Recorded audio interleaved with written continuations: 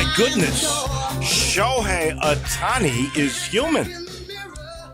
Did not look like himself last night.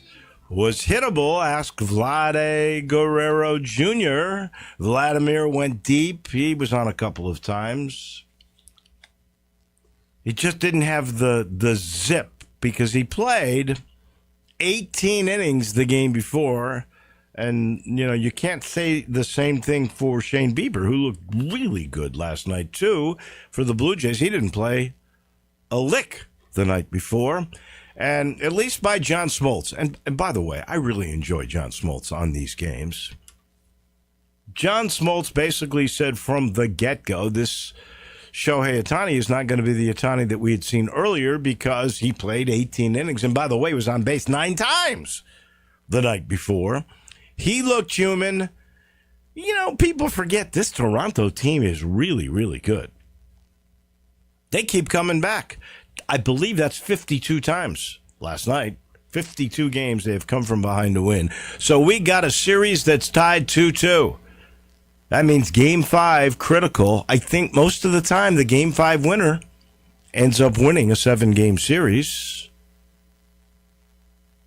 And the Game 5 winner here, if it's Toronto, means you go home for 2. So this is a critical game tonight. We're going to talk with Tim Doolin about that, the last segment of the show. It was great last night. I was watching I don't know if it's the first, and it's not the College Football Playoff Committee, which will put out a poll here in a couple of weeks. This is ESPN doing their college football bracket based on AP ratings. Oh, I love this. Because who was the 12 seed? Lyndon Schmidt? Did you see this? I did not catch that. It was Memphis. Memphis to play the number 5 seed, who was Georgia. Wouldn't that be fun?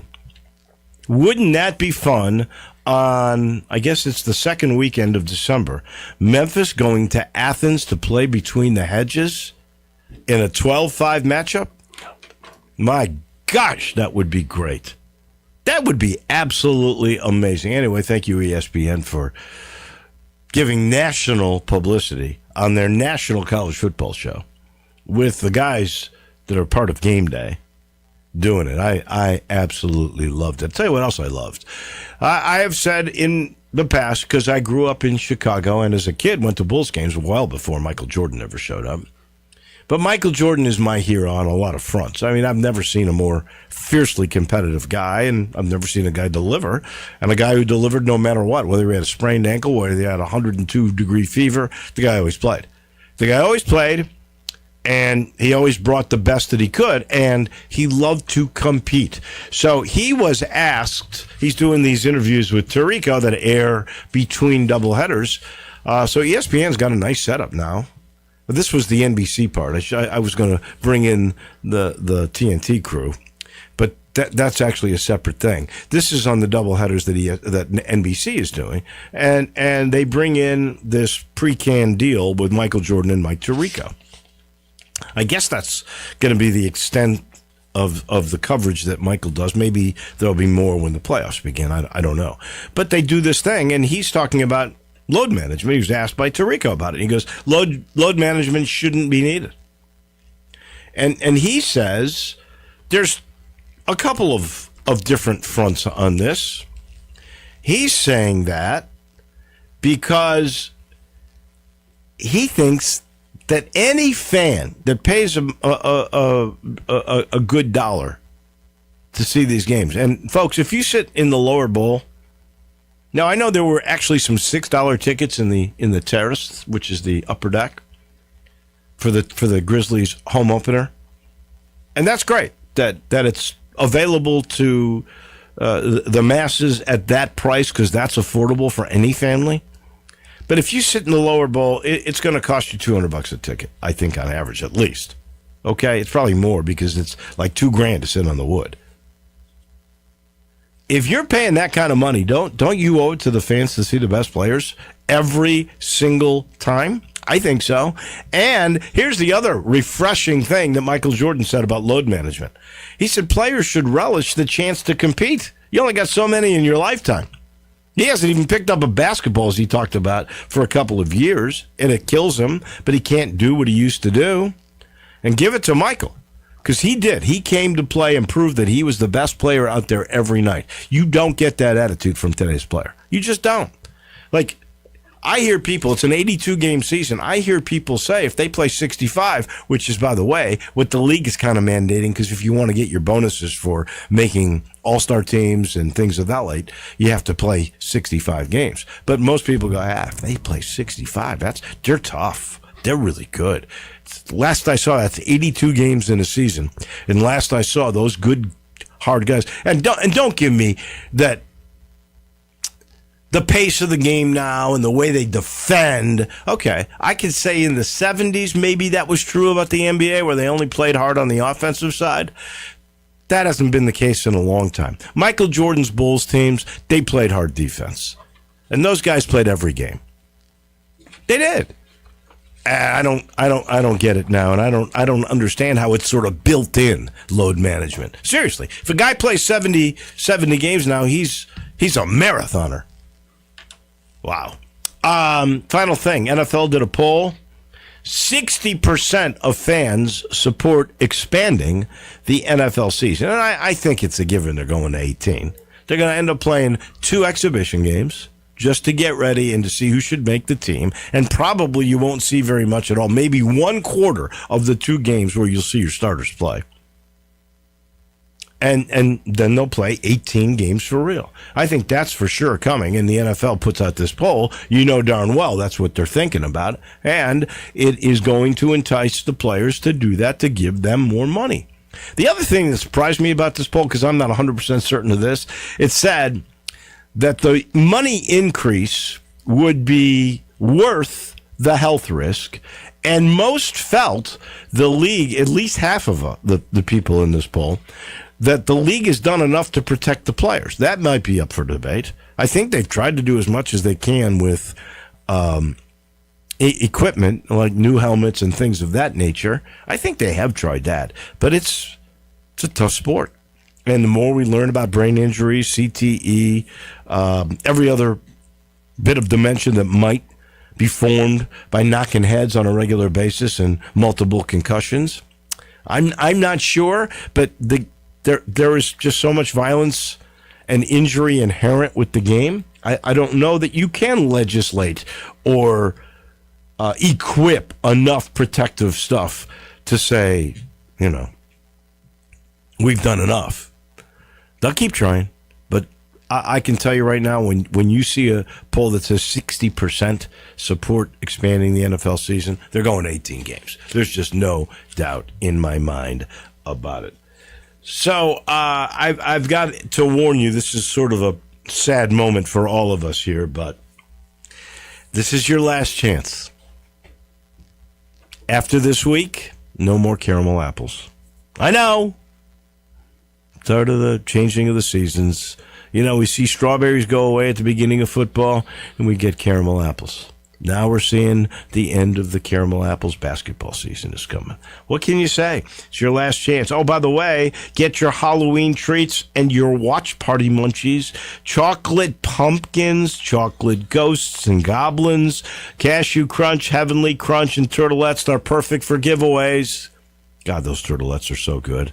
It's the best place to go get your Halloween treats. It's the last chance for you to get those great caramel apples. Go to any of the 5 Dinstall locations, my neck of the woods in Laurelwood, in the burbs, Germantown, Collierville, downtown. They got that really cute little store, and then where they make it at Pleasant View, where we will be in February for Valentine's Day. Last chance for caramel apples, and make sure your treats for this Halloween come from Dinstall's. We've changed time zones. It's time for Dennis on Dave. Dennis on Dave. Dennis on Dave. Welcome to Dennis on Dave. Good morning, Mr. Philippi. 60% of fans in the Quinnipiac poll support more NFL games despite the risk of injury. The fans are not at any risk of being injured. That's true. That's 100%. 100% of the fans are not at risk of getting a concussion, are not at risk of not being able to remember the alphabet when they're 35 years old. They're not. Right now, we have lost before the halfway point of the season. Nick Bosa, rookie Cam Scavito, Mike Evans, and Tyreek Hill have all had season-ending injuries already before the halfway point of the season. This is illustrative of the fact that we as football fans do not care about the health and well-being of football players. We want a violent sport, and we want more of it. And we don't care about the ramifications of what happens to the players. We just don't. Because, I mean, now at least ESPN has stopped highlighting big hits, but they used to. That was a big part of their football coverage was, hey, let's watch a bunch of guys getting creamed. I hate to say this, but I did not see it, but I heard they replayed knowing how bad the Scadaboo injury was. And I'm not the least bit surprised. They replayed that. I remember I was thinking about this because I don't think it was a compound fracture. It was just a dislocation.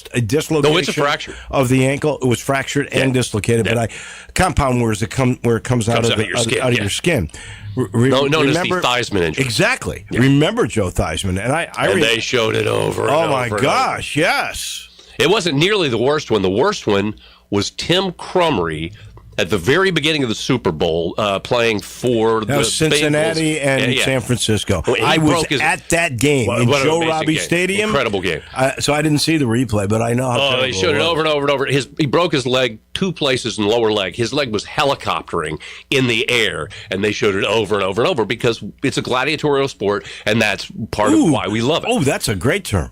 I don't think I made it up. I think lots of people have said that. I've never heard that before. Now, this is interesting. From the same Quinnipiac poll, more than half of football fans polled had no problem with Bad Bunny playing the Super Bowl halftime show. I don't care. I don't either. And here's the thing. The NFL is all about expanding its brand. If you're a football fan, you're going to keep watching football. If you had a problem with Kendrick Lamar last year, you didn't stop watching football. You didn't stop watching the Super Bowl. Maybe you went and got a beer and a snack during halftime and didn't watch Kendrick Lamar. I did. I don't really have any interest in Kendrick Lamar, but it's not going to make me stop watching football. No. The NFL is not worried about losing fans over having a controversial, and by the way, a U.S. citizen and a Christian, Bad Bunny. They don't care about losing fans because they're not going to. Nobody is going to stop watching football because of Bad Bunny at the halftime. Your point is perfectly taken on the expansion of the brand.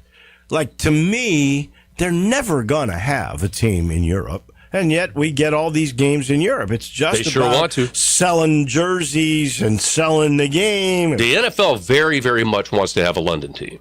That they want to have. I don't know if they ever will or not. The travel is awfully prohibitive, right? Unless you brought back those Sonic jets where you could do it in like 2.5, 3 hours. Well, there are a couple of different SSTs about to be manufactured. It's a weird thing really? that I happen to know that. Yeah, they are. They're the equivalent of the Concorde. Why did they stop the Concorde? It was too really expensive. It was really cramped, from what I understand. Sitting in the Concorde, it was really cramped. It was really expensive, and one of them blew up, and so they scrapped them. But and then the sonic booms were you really couldn't get going until you were over the water. Yeah, but there's still a demand for it. There, rich people want to get to London in 2.5 hours, but you can't cram an NFL team in a jet like that. And people talk about this, and this is really getting off on a tangent here. But people talk about traveling across the country. Oh, they got to travel 2,000 miles. They're sitting in the equivalent of NFL football player-sized first class. It's not a hardship. Traveling at this point in sports is not a huge hardship.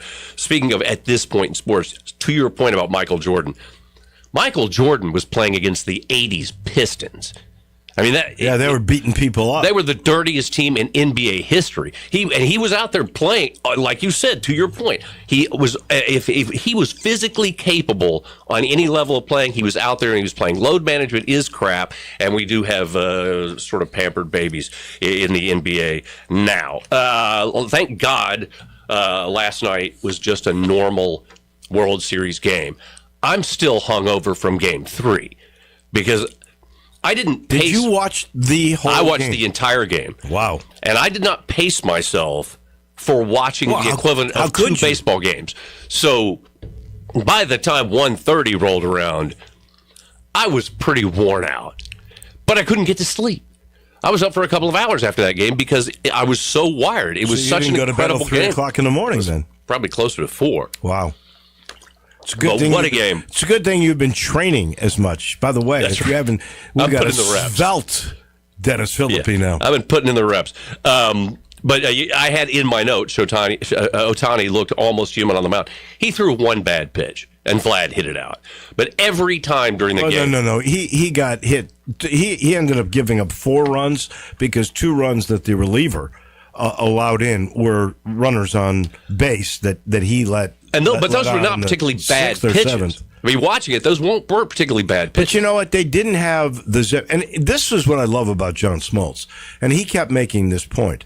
As a game goes on, as a series goes on, and you see a pitcher more than one time, when the innings become later and you lose just a little bit of that zip because your arm starts to fatigue, location becomes more and more of an issue. And that is where Ohtani was having his problem. He wasn't pinpointing the location when he lost a bit of the spin and a bit of the zip. Every single time Smoltz said something about Ohtani maybe not having his best stuff, then every single time the next pitch Ohtani threw was a perfect, miraculous pitch. He had a lot of good stuff last night. He only really the one to Guerrero was the only genuinely bad pitch that was threw. a hanger. He served it up. By the way, Vlad Guerrero Jr., the only Blue Jay born in Toronto, because his dad played for the Blue Jays. Right.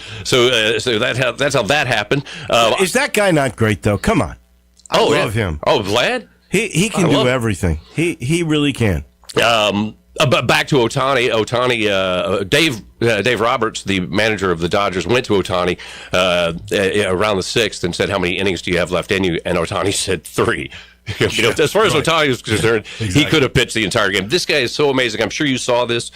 Ohtani didn't know he was on camera. He was just getting a cup of water in the dugout and filled up 9 other cups for his teammates. I know it. There was no reason for him to do that. Nobody was watching him. And I love this. Yoshi Yamamoto, after he pitched his complete game, you know what he did immediately after he finished pitching that game? No. He cleaned up the dugout. These Japanese guys are great. There were no cameras or no obvious cameras pointed at him. He was just doing what Japanese players do. Like, man, this place is a wreck. And he was just picking up empty cups, throwing away, picking up water bottles. We all know there are garbage cans in the dugout because we've seen players cleaning up after games. Oh, yeah. You might want to do it during a game because it's just nasty.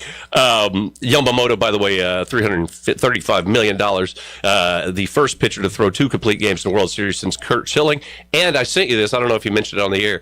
Yamamoto is the great-great-nephew of the admiral, the Japanese admiral, obviously, who planned Pearl Harbor. So I saw that. I looked it up. And I have to be honest with you, I wasn't sure if I believed you. It's absolutely true. I have not used it. I looked it up. He is the great-great-nephew of the Japanese admiral that planned Pearl Harbor. Mookie Betts was asked after Game 3 if he would be thinking about Freddie Freeman when he was going to sleep that night. And Mookie just said, I'm not going to be thinking about any man when I'm in bed later. Which I liked a lot. I was really hoping in Game 3 a position player would have to come into pitch. Yamamoto was willing to come in. I know it. But Could you believe that? But and the reliever goes 4 innings, which he'd never done before. But I was just thinking, man, this would be the greatest time because not one position player has ever thrown a single pitch in a World Series. I thought it would have been so great to see them run out of position. But I always loved that. Who was it? Wade Boggs was always a scream when he came in to pitch because third baseman with a good arm. He didn't really know where the pitches were going to go. And they certainly weren't coming in at a velocity that a batter was used to facing. Right. And so he got guys out all the time, although it was just really odd to watch. I haven't really followed the Blue Jays this season. So I was it was weird a couple of months ago when somebody posted online that John Schneider is he said a bad word about John Schneider. I was like, why is he so worked up about the guy from Dukes of Hazzard? I didn't even, because I hadn't been following the Blue Jays. And this is interesting. If the Dodgers win the World Series, it will be the 6th consecutive year in a row that the World Series winner had a Will Smith on their roster. Now that, by the way, Will Smith, the Lakers, the Dodgers catcher. How about him going 18 innings? Yeah, I mean, it makes my knees hurt just thinking about that. Yeah, that's tough. But yeah, I'm still. And about back, I just had this on. It was back to John Smoltz. When John Smoltz was a player, he was incapable of saying no. Do you not like John Smoltz? Is that what where we're going with this? I like Smoltz, all right. I think he's a pretty good analyst, and I loved him as a ball player. He was a great. But when he was a player, he was incapable of saying no to doing a commercial. He did so many crappy commercials, especially local spots. He did all these more than local Jim Atlanta Palmer spots. did. Yeah, Jim Palmer. No, come on. Jim Palmer did some quality work, my friend. Smoltz wasn't. He was doing underwear stuff, Jim Palmer. Yeah, Smoltz wasn't showing up in his underpants. No, Jim Palmer was a pro. The other day, I'm watching Sports Center in the morning, and they're reporting on the gambling scandal in the NBA. Yeah. At the exact same moment that the Crawl on ESPN was reporting that the NCAA had approved all players in college betting on professional sports. Yeah, they were running at the exact same time. And I was telling you can't make this stuff up. I was telling somebody at the time, I was going, look at this. Look what's happening right now. Then that graphic disappeared. And later on, I read that ESPN had realized they had a little bit of a conflict of interest going there, and so they pulled the graphic. I got to get to this story before we're done, because I love this story. Kansas City Chiefs running backs coach. All right, keep up with me on this. The Kansas City Chiefs running back coach was adopted when he was a baby. Correct. His mother was a teenager. She never even told the birth father that a baby existed. Correct. She gave it up. It was adopted. She was told it was given to a doctor and his wife in another state. That's all she knew. That guy grows up. He's a running back for the University of Miami. That plays for 8 years for the Seahawks. He's married. He's having kids. He wants to find out about his family's medical history. Tracks down his birth mother. Calls his birth mother, having a great conversation. He says, "Hey, who's my dad?" And she says, "Your dad's Sherman Smith." Sherman Smith, who was the running backs coach at the University of Miami when McCullough was playing at the University of Miami. Was a mentor, a father figure since he was to the guy. 16 years old. That coach was a mentor to where I had his name here somewhere. McCullough is his last name, but he didn't know the baby existed. This McCullough did not know that this guy was his father. The mother didn't know that they had where the baby went. Nobody knew. It was just an incredible coincidence that he ended up playing for and being mentored by and had been told over the years, you look a lot like Coach Sherman. And they obviously couldn't make the connection. That's just a feel-good story. I saw the two interviewed together and talking about this story. And it is incredible because he knew him as a 16-year-old, was actually a father figure to he his recruited him from Miami. Son did not realize. Neither one of them knew. He was. Yeah, it's an amazing story. Yeah, and that's just a feel-good story. Great stuff. And if you're out there going, "Oh, he knew," that's a big cynicism test for you, man. Yeah, because this is a great story. He did not know. No question about it. Thank you, Dennis. As always, we appreciate it. We sit in the Family Leisure Studio. You've only got a couple more days, I'm pretty sure, when the world's biggest spa sale will come to an end. So if you want to cash in and get a state-of-the-art spa for under $3,000, $29.99. If you want a swim spa, the bigger ones that you stay in place and you really get a cardio workout, they're 30% off. If you want the newest thing, the cold plunge for less than $5,000, please go by the end of this weekend. I think it's all going to change. Also, you can cash in on the swimming pool clearance sale. It's all going to change when November comes. So do me a favor. Go see Billy. Go see Lindsay. Go see all those people. Tell them we sent you. There's always something extra if you say we sent you when you go to the world's biggest spa sale at Family Leisure. What's happening in the business of sports? By the way, what were the numbers like for the World Series? We'll let you know in a minute when Joe Dank joins us right here on Wolo and Friends. Start your day with Sports 56 Mornings with Greg Gaston and Eli Savoy. Weekday mornings from 7 to 10, right here on Sports 56 and 98.5 FM.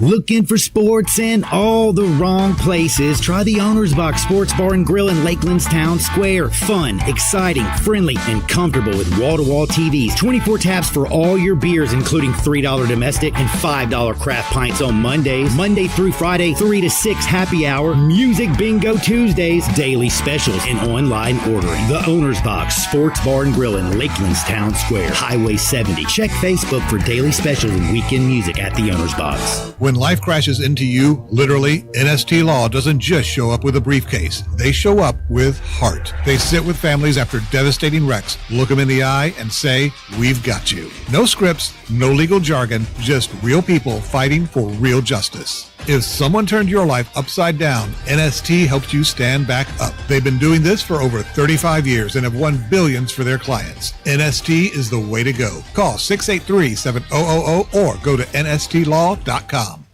Rick's Powder Coating for a beautiful finish every time. Rick's Powder Coating specializes in automotive, ornamental, residential, and industrial coating. With 2 conveyor lines and the largest batch ovens in the Mid-South, Rick's can accommodate all of your powder coating needs. Locally owned and operated since 2002, Rick's Powder Coating will customize a beautiful finish just for you. Drop by or call to see how Rick's Powder Coating can bring color to your life. 901-367-2771 or rickspowdercoating.com. Something's always happening over at Gossett Volkswagen Germantown, and I've got him on the line, Marty McNate. Hey, Marty, what's happening over there at Gossett Volkswagen Germantown? Deals you can't pass up, Randy, like 2025 Taos S, $219 a month. Taos S, $219 a month. What else you got, McNate? What about a 2025 Jetta S? We Gossett, $228 a month. $228 a month for Jetta S? That is awesome. And that Atlas deal you were telling me about? Randy, I've got a 2026 Atlas SE, $299 a month. I'm picking up what you're putting down over there. Hey, McNate, tell them what to do. Come see me, Marty McNate, at Gossett Volkswagen Germantown, 7420 Winchester Road, or shop online at GossettVWG.com. And remember, your future is what you make it. That's Gossett Volkswagen Germantown. All 36-month lease, 7,500 miles, 25 cents excess mileage. Taos SMO 58885, MSRP 27011. Get a TM 005137, MSRP 25820. Atlas TC 515,398, MSRP 41841. Includes all rebates and incentives, 895 PF. Excludes fast title license. Include credit CD for complete details. Must finance through Volkswagen Financial Services. Valid through 10/31/25. Drivers who switch and save with Progressive could save hundreds. With that kind of money, you could go big time. The next time you're out to dinner with friends, you can order the shrimp cocktail for the table. And maybe you'll realize it only comes with 4 shrimp after you've already given away 3, but that one shrimp will be so good. And if you switch and save hundreds, you could get shrimp all the time. Switch to Progressive and you could save big time. For shrimp. Progressive Casualty Insurance Company and affiliates, not available in all states. Potential savings will vary.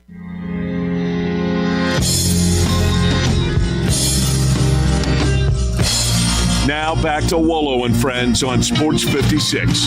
Here once again is the voice of the Tigers, Dave Woloshin. Baby, slow down, don't take things over. Let's loose, hard to swallow. Welcome back in. Joe Dank was famous. GM of 24 and 30, producer and director of television sports. He joins us every Wednesday. Also an author. Now he's writing a book. In the midst of writing a book. Joe, good morning. How are you? Good morning, David. I'm fine, and I hope you are too. I am really wonderful. Okay, let's start with the World Series. I know you couldn't have the numbers on the 18-inning classic, what some say is the greatest World Series game in history. I don't know that I'd go that far, but I'd say it was a classic for sure. Ends with a walk-off home run, the second time Freddie Freeman has done that in 2 years. That's pretty darn amazing. But what kind of numbers have we seen so far with the World Series, considering you only got one American team in there? Right, I was going to say that's the most important factor, quite frankly, as we discuss this year's World Series. Not only do we only have one U.S. television market, we're going against a prior season where, as you recall, the Yankees and Dodgers met a year ago, and those are the two largest television markets in America.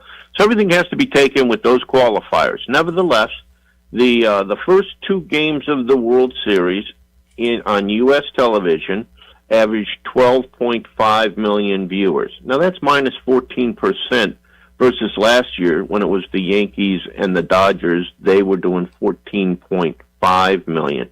But nevertheless, that's the only World Series that it's trailing going back to 2019. So it's doing decently out of the gate. Now, the other interesting thing is that the game is also rated in Canada. Right. And games 1 and 2 in Canada, with Toronto playing, did 7.2 million viewers. So you combine those audiences, and you have a U.S. and Canadian average audience of 19.8 million.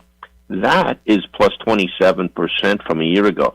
So you really flip the table when you look at the broadest possible picture. That's and it goes wild, because you're talking about the number 1 and number 2 TV market, and I find this interesting because it does matter what the local markets are, considering it's a national game. That number, because let's just round up and say it's 20 million. You're 19.8. Come on, that's close enough. That's right. So if you got 20 million, does the Canadian broadcast, is that Joe Davis and John Smoltz and Fox production, or is that a separate Canadian network that does the national game for Canada? It's a great question, but I do believe it is a separate production. Really? I believe so, yes. Wow. Because I think there might be a world feed. I'll tell you something else that's remarkable about this, and we'll know the reason for this. Games 1 and 2 of the World Series averaged 10.7 million viewers in Japan. Wow. All because of Shohei. How about it? That's incredible. You know, I wonder if Dan Shulman does the games for the Canadian, because he's the Blue Jays guy, right? Of course, yes, and I think he does. I think he does the national Canadian feed. And I haven't seen him on a basketball game. You don't normally see him until Maui anyway. Right, but he is. I think he's involved in the. I think he's involved doing Canadian television for the World Series. But think about this. So all of a sudden, baseball. You know, we've known that the NBA became a global sport, right? I mean, and that was proactive by Commissioner David Stern decades ago. But now all of a sudden, you start talking about Canada, U.S., and Japan, and 30.5 million viewers for the first two games of the World Series, and it is relevant, obviously, in all three places because of the presence of a Canadian team. And I don't even think you need to qualify this by saying arguably anymore. The best player in baseball. No, I don't see how you could argue that. 30 million. How does that again compare with an NFL game? Well, it's right there. It's right there with the top NFL games. But not a Super Bowl, that's for sure. No. But that's a different animal. We know that. Yep. Yeah. Big numbers, but big numbers. What do you think? I'm curious, because I've talked to several people who stayed for 18 innings. I know Tim Doolin, who's going to join us next to talk more about it. He talks baseball every week with us. He watched every pitch, all 609 pitches. You were watching that. Dennis Philippi watched it. I came home from doing the U of M basketball game. I should have. I knew they were like in extra innings, but I never would have thought, because I didn't even get home till like 12:15, that there was any chance that game was still on. But I'm curious what those numbers were like and how they might have diminished as the night went on. Well, and I think two things to remember. Yes, the game was very late in the Eastern time zone, and yes, the game was very late here, even in Central. But remember, the whole market of L.A., second largest market in the country, the game was really on. It ended by 11:30. That's not terrible. And so the peak innings. I think the game's going to absolutely do a monster number in L.A., and that market is obviously big enough that when you do a monster number in LA, you can drive a national rating. So I think it's going to do very well. And now, all of a sudden, now we're into a game 6 and a potential game 7. So, here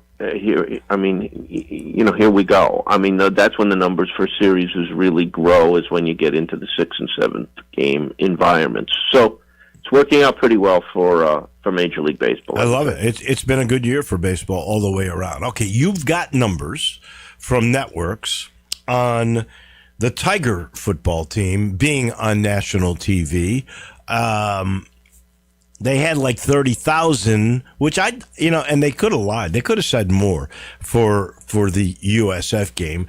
Lord knows, I wonder how close it might have come to whatever the number for a sellout is, because I'm really not 100% certain at the still in construction Simmons Bank Liberty Stadium. But they could have said 35 easy. So they're not lying when they said just shy of 30,000. I'm rounding up. It was 29,000, like 900 or something like that. I thought that was pretty decent. Would they have sold it out had they not lost to Birmingham? Maybe. We'll never know. But we do know the TV numbers. Good. Were they good, bad, or ugly? Yeah, so look, I mean, and the actual numbers from this Saturday are not yet available, but going back now that they've had some good games, if you recall, they played on ABC back in the Arkansas game, and then they've had some good appearances on ESPN platforms and have not been on ESPN Plus for a while. So you do have an opportunity to first see how they did, and then secondly, kind of draw some comparisons to both the time period delivery and some other games featuring American teams playing. So if you go back to that Arkansas game back on September 20th, that was an 11 a.m. game, but that was on ABC, so that was on a free over-the-air broadcast network all across the country on ABC, and the game did 2.1 million fans. So that is by far the biggest TV audience that the Tigers played on this season thus far. They came back the week later, and they had a primetime game on ESPN2, and that game delivered just 151,000 viewers. So from 2 million to 151,000? Yeah. Oh. Somebody once said the best delivery system is over-the-air broadcast television. I forget who said that, but it does go down quickly when you go to ESPN2. Now, sometimes we talk about ESPNU being such a great audience delivery mechanism for these teams as well, for the American Conference.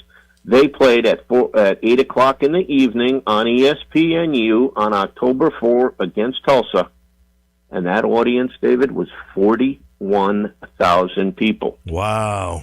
I wonder what it'll be like Friday night right.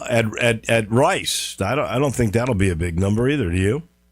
Well, but now, look, so when you play on a Saturday and on a Saturday night at 8 o'clock and you're on ESPNU, contemplate for a moment the competition. ABC, NBC are in prime. ESPN and ESPN2 are in prime. And in most cases, they're putting their best game on at that time. So it just shows in all of these cases that environment truly matters. An example to your point about this Friday night, on Friday night, October 10th, South Florida played North Texas, okay? Relatively limited television competition. They were on ESPN2. That game, an American Conference game on a Friday night, drew 1.1 million TV viewers. So that was pretty good. Yeah. I think that's pretty good on a Friday night. That's always been the case when you can play on Thursdays and on Friday nights. I mean, Temple played East Carolina back on Thursday, October 16th, and did over 500,000 viewers. So there's always, I always remember, we produced and put games on here even, and we always worked really closely with what night we were going to be on and what time we would be on. Even here, we were trying not to play head-to-head with the Grizzlies. You were trying not to play head-to-head with, you didn't want to play on a Thursday night for the NFL reasons. There's lots of things. And so it really matters not only where you play, meaning what platform, but when you play. It really counts. 1 million would be considered a darn good audience on ESPN at this point, right? I think it's an excellent audience for this league. on ESPN on one of those on what we might call an off night, being Thursday or Friday, right? Right. What do you think? I noticed now that CUSA owns Wednesdays. They have a game on 2. They have a game on U. What do you think? Like last night, they had Texas State and UTEP, and then the other one was Kennesaw State and somebody else. James Madison. What kind of a number is a good number for those kinds of games on a Wednesday night up against the World Series? By the way, Friday, that'll be Game 6 of the World Series that Memphis is up against too. Right. That's not helpful. But when you can be the only football game on, it does show, generally speaking, that teams do significantly better in those windows. You know, these games, so the charts I'm looking at ranks the game by the entire week and continues to get smaller and smaller. For example, on September 13th, on that particular week, when Memphis played Troy on ESPNU, it did 49,000 viewers, okay? Mm-hmm. And in any of these weeks that I'm looking at, none of the Tuesday or Wednesday games are even making the list. So they got to be in and around that number, or they're just not picking them up on the chart I'm looking at. But those CUSA games are difficult. The other thing right now, these teams kick in these things to be on at that time. All they're trying, I think the games exist more for the purposes of allowing someone to set a spread and to potentially do play, right, more than anything else. And I think the incentives now come to those schools if they agree to play at that time, because there's benefit to having a spread attached to it. And as we know, there is a thing now called ESPN Bet, so they would benefit on two fronts. They would have live football programming on a night that is not normally a night for football.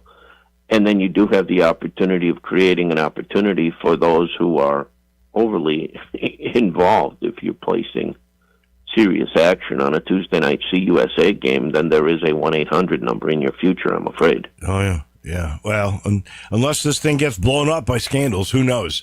But you're right. We're here to stay with that. As always, my friend, it is a pleasure chatting with you. We got a bunch of stuff to talk about next week, including, and I know we've been trying to do this for a few weeks, what these new hedge fund possible deals with conferences might end up being and how all of that works, because it's pretty amazing. $2.8 billion is what the Big Ten was talking about with a hedge fund. Now that thing hasn't worked yet, but we'll find out from you next week exactly why. Thank you. Thank you. That's Joe Dank, our man on the business of sports. He's brought to you by Sheldon, who's now got 4 homes under contract, and he did this in a matter of boop, no time at all. So there are 2 in East Memphis. One is in Germantown. One is in the busiest streets in town. In the past, he sold homes on Poplar, Walnut Grove, Park Avenue. And the only thing missing was having one on the interstate until someone called him about their home backing up to I-240 near Walnut Grove, which he also sold, which, by the way, was a cool property. I saw it. I really thought it was very neat. So the point is, wherever your home is located, from downtown to midtown to Germantown or Collierville, talk to 2 or 3 real estate agents. Just make sure he's one of them.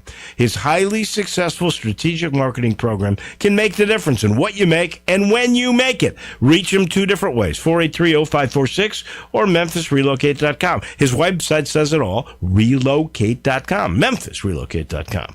And remember, people often say he may be one of the worst golfers in town, but when you want the job done, you call Sheldon. Again, that number, 483-0546 or MemphisRelocate.com. We talk baseball with our guy Tim Doolin and the World Series and more. That comes your way in just a minute. Sports 56 and 98.5 FM. Available locally on your radio dial as well as around the world online at sports56whbq.com. Take us with you everywhere by downloading the Sports 56 app. And at home, just say, Alexa, play Sports 56. Wherever you are, it's easy to stay tuned to Sports 56 and 98.5 FM. It's Landers truck and SUV season at Landers Ford in Collierville.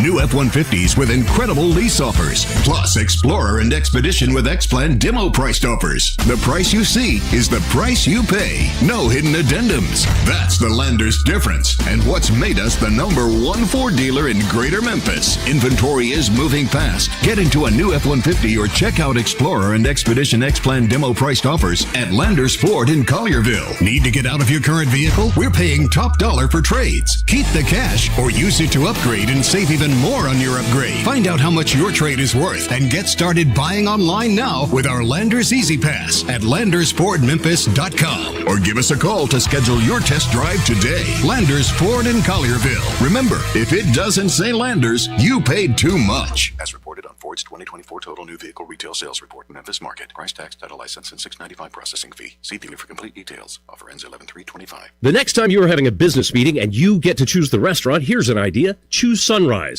Sunrise on Jefferson and Sunrise East on Poplar are the perfect locations for a relaxed conversation about work issues. Going to some chain restaurant where it's too loud and the servers aren't focused completely on giving you and your coworkers perfect service is just going to make a meeting more complicated. But if you meet at either Sunrise location, you can rely on a comfortable atmosphere with terrific service and, as an added bonus, great food served fresh and fast.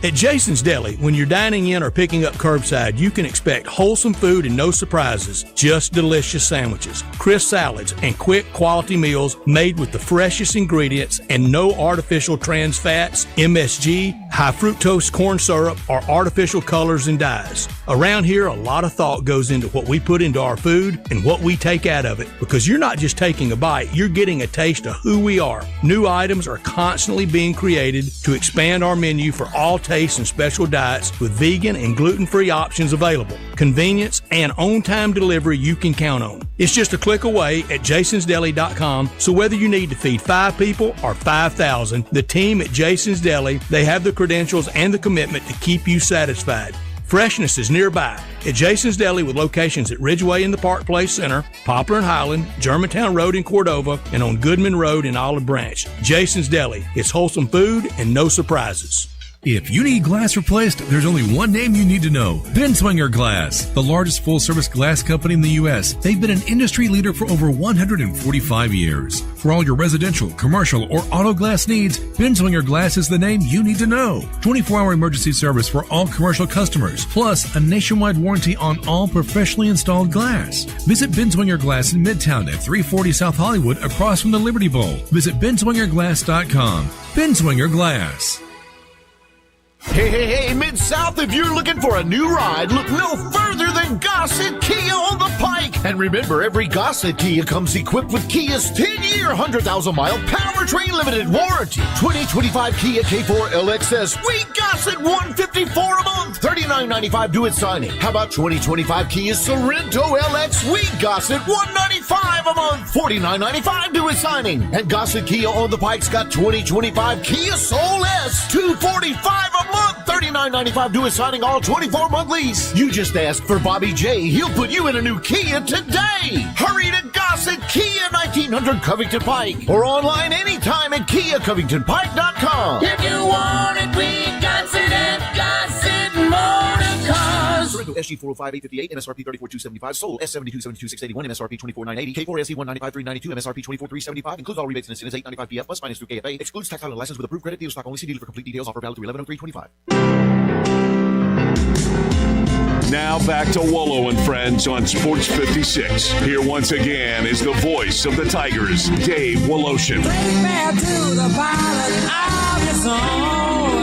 We got a World Series. We've got a classic game. There's nobody better to talk about it than Tim Doolin, who stayed up till 1 a.m, who watched every single pitch, all 609 of them, then watched last night's game. I know you've been glued to this one. This has been a classic World Series. Good morning, Tim. Good morning. I tell you what, it really has. And you know what? The game the other night, although the length was, 2 games, you saw every type of unbelievable acts in baseball that I don't think you ever see again. Great plays, miscues, not to mention what Ohtani did that will never be done again. it was just a great game. And then last night, the Blue Jays proved to, why they're definitely a team that's going to have to be reckoned with. I still think it's going to go 6 games, possibly 7, but it's been a great World Series so far. And as we talked off the air, the ratings have backed that up. Yes, I mean, if you take into account the Japanese ratings, it's 30 million. Canada, Japan, the United States, it's 30 million people, which is NFL kind of numbers, which is exactly what baseball needs. Ohtani looked human. I mean, the guy played 18 innings. He did something that has never been done in baseball before. The guy was on 9 times in one single game. 2 home runs, extra base hits, and then they just started walking him. They walked him, intentionally 4 times. 9 times the guy was on base. Do you think we will ever see that, where a guy is on base 9 times in one game again in our lifetimes? Never. Never. There might not be another game that goes 18 innings, much less one guy getting on 9 consecutive times. So, and really the strategy worked. It kept him in the game for 18 innings. It just so happened that Freddie got a pitch to handle that was center cut, and he didn't miss it. And he was having quality at bats the entire game, so it was just a matter of time before you saw him square something up. So it's just remarkable to see what Ohtani has the ability to do. And last night you say he was human. He really made one bad pitch to Vlad, and he didn't miss it. It was kind of a hanging slider or sweeper or whatever you want to call it. But bottom line is last night was I think we talked about this a lot over the last several years, but more recently is that we've got 2 teams that play a complete game of baseball. They both pitch it really well. They have solid bullpens. They defend. They not only hit, but they hit with power and not the other way around. And you look at the Blue Jays lineup and their catcher, who's definitely not the poster child for baseball. He just keeps coming up in key situation and does damage and takes what they give. He shoots balls to right field, hits the ball on the ground when he needs to, and that's what their whole roster does. And although the Dodgers do that pretty well, they're not doing it as well as the Blue Jays right now. So if you had to, unfortunately, I don't want to say this, but if you had to say who's the favorite to win it right now, I'd have to say the Blue Jays. Wow.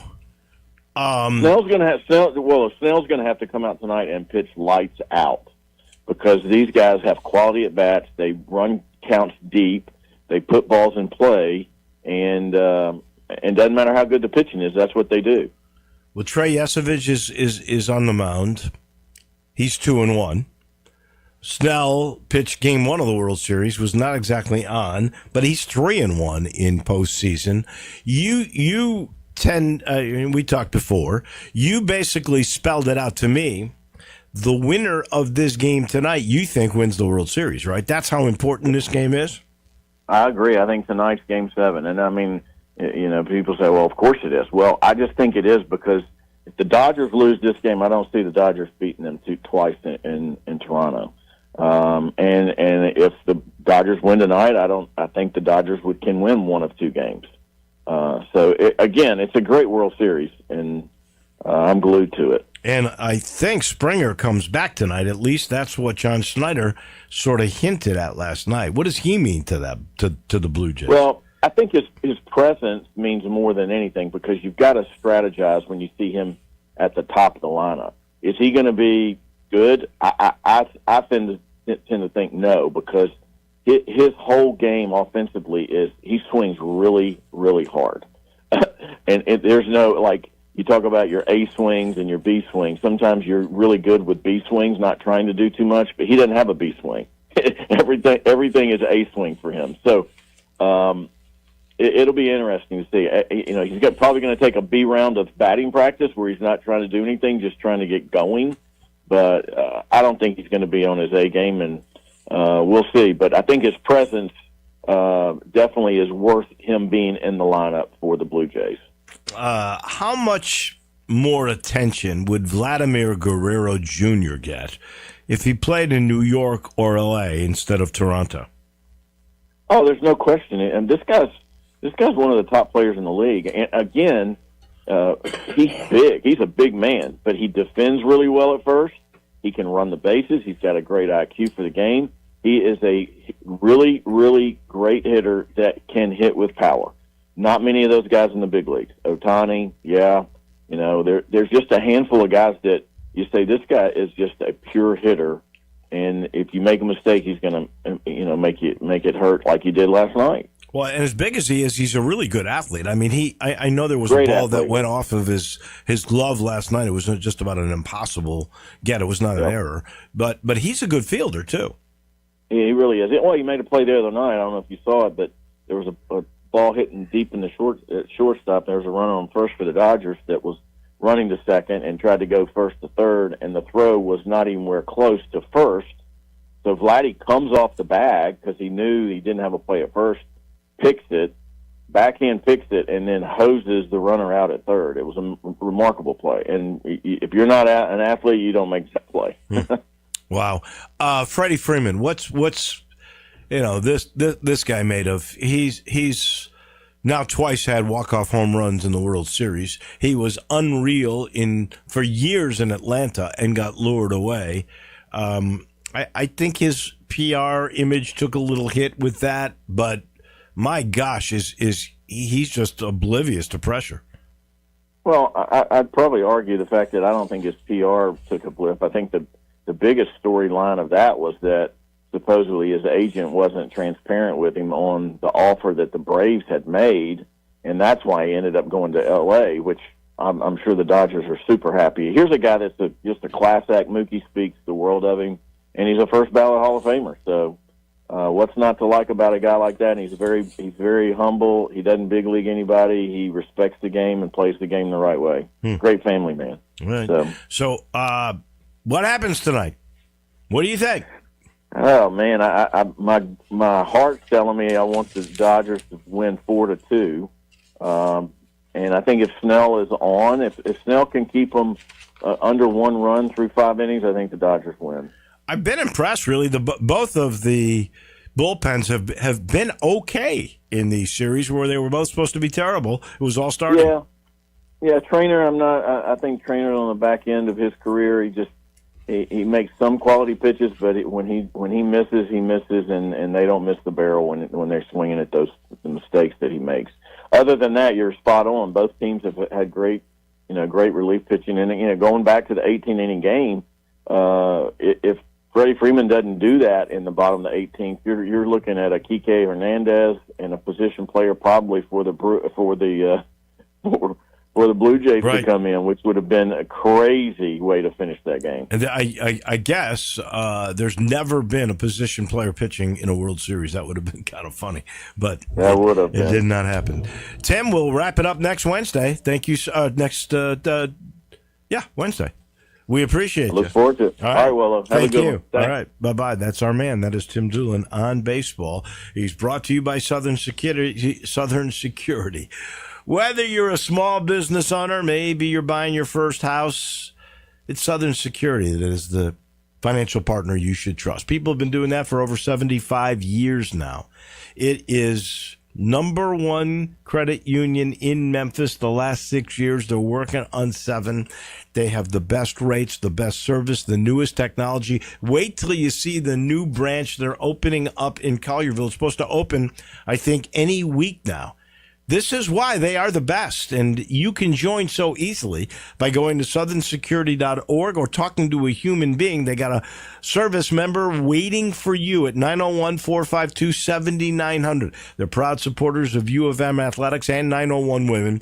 Federally insured by NCUA, Southern Security is your home team credit union. We'll be back tomorrow morning. Usual suspects at that time. We'll talk college football with the great Bill Bender and a whole lot more. We'll see you then. Johnny Radio, he's right around the corner. Just have a great day, everyone.